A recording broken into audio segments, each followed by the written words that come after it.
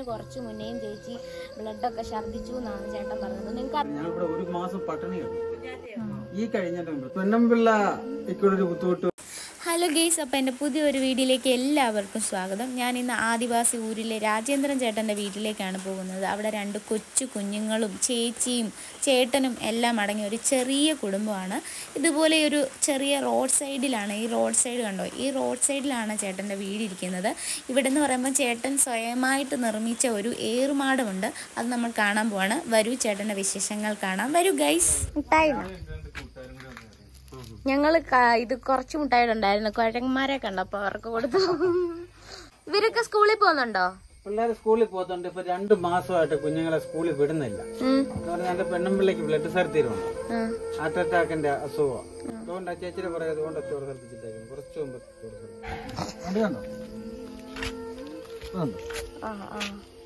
അപ്പൊ ഇത് സർക്കാർ ഉദ്യോഗസ്ഥന്മാരെല്ലാം അറിഞ്ഞ ആരോഗ്യമന്ത്രി വീണ ജോർജ് സാറൊക്കെ ഇവിടെ വന്നപ്പോ പറഞ്ഞായിരുന്നു. ജില്ലാ മജിസ്ട്രേറ്റ്, ജഡ്ജി, കളക്ടർ, ആരോഗ്യ വകുപ്പ് മന്ത്രി,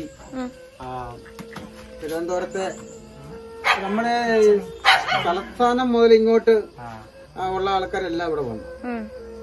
അപ്പൊ ഇതെല്ലാം ഞാൻ പറഞ്ഞതെല്ലാം ന്യൂസിലുണ്ടായിരുന്നു. അപ്പൊ സർക്കാർ ചികിത്സയിൽ നമ്മൾ ആശുപത്രി പോയി കഴിയുമ്പോഴത്തേന് 2-3 ദിവസവും ഇത് ഈ അസുഖം ഭേദമാണ്, പിന്നെയും തുടങ്ങുക. അപ്പൊ ഞങ്ങൾ സുഖത്തോട്ടി മാത്രം നമ്മുടെ ഡോക്ടർ ഉണ്ടല്ലോ അവിടെ, കൊച്ചു ഡോക്ടർ, പുള്ളിയുടെ അടുത്ത് പോയാൽ നല്ല ചികിത്സയാന്ന് പറഞ്ഞു. അപ്പൊ പുള്ളിയുടെ അടുത്ത് പോകാനെ കൊണ്ട് പൈസ ഇല്ല. ഇവിടെ 1500 രൂപ വേണം വണ്ടിക്കൂലി. ഒരു ഓട്ടോയ്ക്ക് ഇവിടുന്ന് പോകണമെങ്കിൽ അങ്ങോട്ടും ഇങ്ങോട്ടും കൂടെ 1500 രൂപ വേണം. 1000 രൂപ കൂട്ടി പോകുന്ന വഴിക്ക് പിള്ളേർക്ക് വല്ല പ്രശ്നങ്ങളും മേടിച്ചു പോകും. അപ്പൊ അതിനുവേണ്ടിയുള്ള തയ്യാറെടുപ്പാണ് ഇങ്ങനെ. ചേട്ടന്റെ പേരെന്തുവാ? എന്റെ പേര് രാജേന്ദ്രൻ. എന്റെ ഭാര്യയുടെ പേര് പൊന്നമ്മ. മൂത്ത മോന്റെ പേര് രാജമാണിക്യം വിജേഷ്. എന്തിയെ രാജമാണിക്യം ഇങ്ങോട്ട് ഇറങ്ങി വാ കാണട്ടെ. ഇത് രാജലക്ഷ്മി. മോനെ എന്റെ മൂത്ത മോന് ചെവി കേൾക്കത്തില്ല. പിന്നെ ഈ നാടൻ പാട്ടിന് നമ്മുടെ മലദീപങ്ങളുടെ പാട്ട്, അയ്യപ്പസ്വാമിയുടെ പാട്ട്, അങ്ങനെ നാടൻ പാട്ടിനൊക്കെ വലാപ്പമണിച്ചേട്ടന്റെ നാടൻ പാട്ട്, അല്ലാത്ത നാടൻ പാട്ടുകളൊക്കെ ഞാൻ പാടുന്നുണ്ട്. അപ്പൊ ഇവരിപ്പോ തന്നെയല്ലേ ഉള്ളു? ചേട്ടൻ പോയി കഴിയുമ്പോ ഇവര് തന്നെ ആവത്തില്ലേ? ഇല്ലല്ല, ഞാൻ എന്റെ പെണ്ണുമ്പിള്ളിയും പിള്ളേരെല്ലാം കൊണ്ടുപോകും, വളർത്തി കൊണ്ടുപോകും. അല്ല, ഇവിടെ അടുത്ത് അപ്പൊ നിങ്ങളുടെ ബന്ധുക്കാരാണോ? ബന്ധുക്കാരുണ്ട് അവിടെ വിടും. അങ്ങനെ ഓരോരുത്തരും വന്ന ഇങ്ങനെ പാട്ടൊക്കെ പഠിപ്പിച്ച് എന്തെങ്കിലുമൊക്കെ സഹായങ്ങളൊക്കെ ചെയ്തിട്ട് പോകും. അതുകൊണ്ട് ഞാൻ പിന്നെ പെണ്ണുമ്പിള്ളയും പിള്ളേരെയും കൂടെ കൊണ്ടുപോകുന്നില്ല വനത്തിലോട്ട്. അങ്ങനെ ഇവിടുത്തെ പണികളെല്ലാം ചെയ്ത് അവർക്ക് നല്ല ഇതാകുമ്പോഴത്തേന് എല്ലാം കൂടെ ഒന്നിച്ച്. ഈ ഏറുമാടം ചേട്ടൻ തന്നെയാണോ സെറ്റ് ചെയ്ത് ഒറ്റയ്ക്ക്? നല്ല രസമുണ്ട്, കേറാനൊക്കെ പറ്റും. ഇവിടെ വന്നു കഴിഞ്ഞാൽ എല്ലാവർക്കും കേറാനൊക്കെ പറ്റും അല്ലേ? ഇപ്പൊ ഒന്നുകൂടെ പുതുക്കി പണിയാൻ പോവാ, ഏണി പുതുക്കി പണിയണം. അത് ഷെഡ്, മണ്ടിലെ ഷെഡ് എല്ലാം കൂടെ ഒരു ബുദ്ധിമുട്ട് കാരണം കൊണ്ട് ഇങ്ങനെ നിൽക്കുന്നത്. പിന്നെ ഇന്നലെ രാജവട്ടാരത്തിൽ നിന്ന് ഒരാൾ വന്നായിരുന്നു, പന്തൽപ്പണി. പുള്ളി ഇവിടെ വന്ന് പിടിയൊക്കെ പിടിച്ച് സ്ഥിതി നിലയെല്ലാം ഇതെല്ലാം കണ്ടേച്ചാ പോയത്. രാജവട്ടാരത്തിന്റെ രാജാവിന്റെ അടുത്തൊരാളാണ്, ആരെന്നുള്ളത് നമുക്ക് അറിയത്തില്ല. ഇതുവഴിയല്ലേ തിരുവാഭരണം കൊണ്ടുപോകുന്നത്, അപ്പം എല്ലാം കാണുന്നതല്ലേ. ചേച്ചി അപ്പം പത്തനംതിട്ട ആശുപത്രിയിൽ പോയി നോക്കത്തില്ലായിരുന്നു? അവിടുന്ന് കോട്ടയം മെഡിക്കൽ കോളേജ്, എറണാകുളത്തെ ആശുപത്രിയില്, കോഴഞ്ചേരി ദ്വീപിയുടെ ആശുപത്രിയില്, പിന്നെ നമ്മുടെ പത്തനംതിട്ട ജനറൽ ആശുപത്രി, എല്ലാ ആശുപത്രിയും, പിന്നെ മുറ്റൂത്ത്, ഇതെല്ലാം ചെന്ന് സ്കാനൊക്കെ ചെയ്തിട്ട് ഇത് എന്തോ അസുഖം എന്നുള്ളത് തെളിയുന്നില്ല. ഇനിയിപ്പോ പുള്ളി സ്കാനിങ് ചെയ്യണമെങ്കിൽ പ്രൈവറ്റായിട്ട് ചെയ്യണമെങ്കിൽ 38,000 രൂപ നമ്മുടെ ഒന്നിച്ചെടുക്കാനില്ല. അതിപ്പം അല്ല, നിങ്ങളുടെ ഈ ട്രൈബൽ എന്ന് പറഞ്ഞിട്ട് നിങ്ങൾക്ക് അത് കാർഡ് വഴിയൊക്കെ ഫ്രീ ആയിട്ട് കിട്ടത്തില്ലേ? അങ്ങനെ കാർഡ് വഴി കിട്ടുന്നെന്ന് പറഞ്ഞാൽ ആശുപത്രി കിടക്കുമ്പോ ഉള്ള ചെലവ് കാശുകള് മാത്രം 12,000 രൂപ കിട്ടും. അതേ ഉള്ളൂ, അതിൽ കൂടുതൽ കിട്ടത്തില്ല. പ്രസവ കേസായിട്ടാണ് 36,000 രൂപ ഉണ്ട്. അല്ലാതെ ഉള്ളതെല്ലാം പുറത്ത് സ്കാൻ ചെയ്യാം. കാശ് എന്ന് പറയുമ്പോഴത്തേന് അത് ചെലവ് കാശേ ഉള്ളൂ, ചികിത്സ കാശില്ല. ചേട്ടന്റെ ഒരു കഷ്ടപ്പാടല്ലേ ആ ഏർമാടം പണിഞ്ഞു വെച്ചിരിക്കുന്നത് അല്ലേ? എന്ത് പണിക്കും ചേച്ചി ഇവിടുന്ന് പോണെങ്കിൽ തന്നെ എന്റെ വൈഫിന്റെ ഒരു സുഹൃത്തിന്റെ ഒരു, എനിക്ക് അങ്ങോട്ടും ഇങ്ങോട്ടും ഒരു മുമ്പ് വിറകെടുക്കാൻ പോയെന്ന് പറഞ്ഞാലും എനിക്ക് സ്ഥലത്ത് ഇങ്ങോട്ട് കുഞ്ഞുങ്ങൾ കിടന്ന് ഞാനിപ്പോ അകലെ വഴിക്ക് പണിക്ക് പോയാൽ തന്നെ കൂലിപ്പണികളെല്ലാം അറിയാം. അകലെ വഴിക്ക് പണിക്ക് പോകുമ്പോൾ തന്നെ ഈ പെണ്ണെന്തെങ്കിലും പറ്റിപ്പോയി 3 പിള്ളേർ ഒറ്റപ്പോട്ട് പോയി, കുഞ്ഞുങ്ങൾ അങ്ങോട്ട് പോകും. എന്നാലെ പൊടിക്കുഞ്ഞ് മൂത്ത മനാണ് ചെവി കേൾക്കത്തില്ല, ഒച്ചയ്ക്ക് വിളിച്ചാല് ചെവി കേൾക്കും. അങ്ങനെ പിന്നെ ചെവി കേൾക്കാത്ത ഒരു അമ്മായിയമ്മയുണ്ട്, ചെവി കേൾക്കത്തില്ല, ഒരു പ്രായം ചെന്ന ഒരാളാ. പിന്നെ അനിയത്തി പെണ്ണ് വല്ലപ്പോഴും വന്ന് ഇവിടെ നിൽക്കും. അങ്ങനെ പെണ്ണും പിള്ള ഇക്കൊരു ബുദ്ധിമുട്ട് മാത്രമേ ഉള്ളൂ. ഏറ്റവും കൂടുതൽ നമുക്കൊരു മനപ്രയാസമായിട്ട് അങ്ങനെ കഴിയുന്നു. പിന്നെ സർക്കാരിൽ നിന്ന് വരുന്ന ഓരോ സംഘടനക്കാരൊക്കെ വരുന്നു, 2-3 കിലോ അരിയൊക്കെ കൊണ്ടുതരും, ഇച്ചിരി ഡ്രസ്സുകൾ കൊണ്ടുവരും. ചില ആൾക്കാർ അരിയും സാധനം കൊണ്ടുവരും. ഞങ്ങളിവിടെ 1 മാസം പട്ടിണി കിടന്നു. ഈ കഴിഞ്ഞിട്ട് 1 മാസം പട്ടിണി. അന്നേരം അപ്പൊ നിങ്ങൾ ഈ തേനൊക്കെ വിൽക്കുമ്പം നിങ്ങൾക്ക് പൈസ കുറവാണോ തരുന്നത്? ഞങ്ങൾക്ക് കുറവാണ്. നിങ്ങൾക്ക് കുറവ് തന്നിട്ട് അവര് കൂട്ടി അവിടെ വെക്കും. അത് ഇപ്പൊ വൻതേനാണെങ്കിൽ 1 കിലോയ്ക്ക് ഞങ്ങൾക്ക് 300 ആയിട്ട്, അവര് 600 രൂപയ്ക്ക്. ചെറുതേനാണെങ്കില് ഇല്ല, ചെറുതേനാണെങ്കില് ഞങ്ങൾക്ക് 1200 രൂപ 1000 രൂപ വെച്ച് തരും. അവര് കൊടുക്കുന്നത് 2000 രൂപ, 2500, 2000 രൂപ. അപ്പൊ നിങ്ങൾ ഇവിടെ ഈ പമ്പയിലൊക്കെ പോകുന്ന ആൾക്കാർക്ക് വരുമ്പോ നിങ്ങൾക്ക് നേരിട്ട് കൊടുക്കാൻ പറ്റത്തില്ലേ അവർക്കൊക്കെ? അങ്ങനെ നേരിട്ട് കൊടുക്കണമെങ്കിൽ ഞങ്ങള് റാന്നി DOFയുടെയും റാന്നി റേഞ്ച് ഓഫീസറിന്റെയും പേപ്പർ മേടിച്ച് കളക്ടർക്ക് അപേക്ഷ കൊടുത്തുകൊണ്ട് അവര് പേപ്പർ മേടിച്ചുകൊണ്ട് അവരുടെ ഓർഡർ പ്രകാരം ഞങ്ങൾക്കൂടെ നേരിട്ട് ചെറിയ കട പോലെ വെച്ച് അങ്ങനെ വിൽക്കും. അത് ഞാൻ ഒറ്റയ്ക്ക് വിൽക്കാൻ പറ്റത്തില്ല, എന്റെ കൂടെ 2 പേരോട് വേണം. ഒന്നിലും എന്റെ അളിയന്മാരും, അങ്ങനെ എന്റെ കൂടെ ഞങ്ങളുടെ സ്വന്തക്കാര് കുറച്ച് ആൾക്കാരോടെ വേണം. അങ്ങനെയൊക്കെ ആണെങ്കിൽ നമുക്ക് ഇവിടെ തന്നെ വിൽക്കാനുള്ള DOFയുടെ പേപ്പർ കിട്ടിയെങ്കിൽ നമുക്ക് പച്ചമരുന്നുകളൊക്കെ എടുത്ത് തേന കുന്തിരിക്കൊക്കെ എടുത്ത് നമുക്ക് ഏലക്ക, കടലേലക്ക, ഇഞ്ചി, മലയിഞ്ചിയൊക്കെ അതൊക്കെ എടുത്ത് നമുക്ക് വിൽക്കാം. ആനയൊക്കെ വരുമോ ഇവിടെ? ആനയുണ്ട്. മോഴയല്ല, ഇവിടെ ഒരു 3 കൊമ്പനുണ്ട്.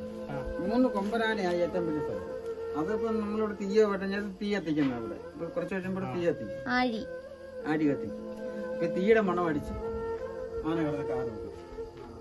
ചേട്ടന്റെ അയ്യപ്പ സ്വാമിയുടെ ചെറിയൊരു പാട്ടോടെ എടുക്കാൻ വേണം. ആ പാടിക്കോ. നോയമ്പ് നോറ്റ് കറുപ്പൊടുത്തു വന്നിത ഞങ്ങൾ അമ്പെഴുന്ന ദേവനെ പാടി നമിക്കാം. പമ്പാജാതനെ പമ്പാ വിളക്കേ കന്നിമൂല ഗണപതിയെ ശരണമയ്യപ്പ, ശരണമയ്യപ്പ, സ്വാമി അയ്യപ്പ, സ്വാമി അയ്യപ്പ, ശരണമയ്യപ്പ, സ്വാമി അയ്യപ്പ, ശരണമയ്യപ്പ. സെറ്റ്, നല്ല പാട്ടാണ് കേട്ടോ. കാറ്റൊക്കെ അടിച്ചിട്ട് പോയതായിരിക്കും. ഇപ്പൊ പകുതി വരെ കേറി ജസ്റ്റ് ഇങ്ങനെ നിക്കാം. ചേച്ചി എവിടെ ചേച്ചി സ്ഥലം? കൊല്ലത്തുനിന്ന് വരുവാണ്. ശരിയെങ്കിൽ ഞാൻ എന്താണേലും ഒന്ന് കേറി നോക്കുക. എനിക്ക് പറ്റുന്നത് പോലൊക്കെ ഞാൻ എന്തേലുമൊക്കെ കേറുക. ചേട്ടന്റെ കഷ്ടപ്പാടാണ് ഇതിന്റെ ഓരോ സ്റ്റെപ്പുകളും. ആനയുടെ സംരക്ഷണത്തിൽ നിങ്ങൾക്ക് കേറി താമസിക്കാൻ വേണ്ടിട്ടുള്ളതല്ലേ? അതായത് താഴെ നിങ്ങൾ കിടന്നു കഴിഞ്ഞാല് ഉണ്ടാകും. അതുകൊണ്ട് വന്നു ഇവിടെ കൂട്ടത്തൂടെ ഉണ്ട്. ഇവിടെ മുതൽ ആന ഇങ്ങനെ നിൽക്കുവായിരുന്നു. അവിടെ ഇത്രയ്ക്കും പൊക്കമുള്ള വാഴയൊക്കെ ഉണ്ടായിരുന്നു. ആന എടുത്ത് തിന്ന് ഞാനിവിടെ ഇറങ്ങി ആനയെന്ന് പറഞ്ഞിട്ട് നോക്കുമ്പോ 2 കൊമ്പനാനയൊക്കെ എടുത്ത് വെക്കുക. എന്നിട്ട് ചായയിലിറങ്ങി ആന എന്നിട്ട് അതിലെ ഇറങ്ങി ഇവിടെ നിൽക്കുക. കൂട്ടവും വലിയ ആനയും തള്ളയാനയും കുട്ടിയാനയും എല്ലാം ഇത് ഇവിടെ ചെന്ന് വീണ് തീക്കുള്ളി. അപ്പൊ ഇത് കണ്ടപ്പോ ആന ഓർത്ത് പടക്കമായിരുന്നു. ആനയെല്ലാം കൂടെ വരണ്ട നോക്കുന്നു. ഞാൻ പിന്നെ പോർച്ച് വരെ പോയി. പിന്നെ അവര് വന്ന് പൊടിച്ചു. പിന്നെ ഞങ്ങള് വരുന്നുണ്ട്. താമസം ഉണ്ട്.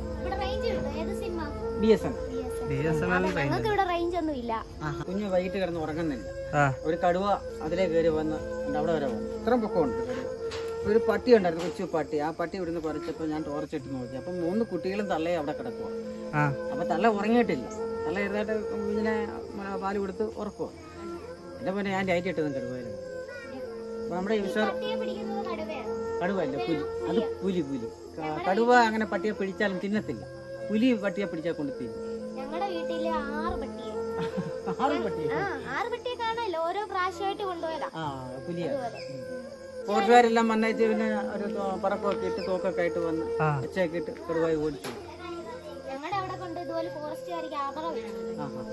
എന്നിട്ടൊന്നും അവർക്ക് കിട്ടിയില്ല. പുലിയാണോ എന്തുവാന്ന് അറിയത്തില്ലല്ലോ. അങ്ങനെ വീണ്ടും പട്ടി പൊക്കോണ്ടിരിക്കുന്ന കണ്ടപ്പോ ഒരു ക്യാമറ ഒരാഴ്ചയോളം വീടിന്റെ മുറ്റത്ത് കൊണ്ടുവച്ചേക്കുക. ഞങ്ങൾ ഇതുപോലെ വനപ്രദേശത്താണ് താമസിക്കുന്നത്. ചീതത്തോട്ടിനുള്ളിലോട്ട് 4 കിലോമീറ്റർ ഉള്ളിലോട്ട് പോകും. ഗുരുനാമണ്ട് ഞങ്ങളെ കുഴിക്കായിട്ട് വരും.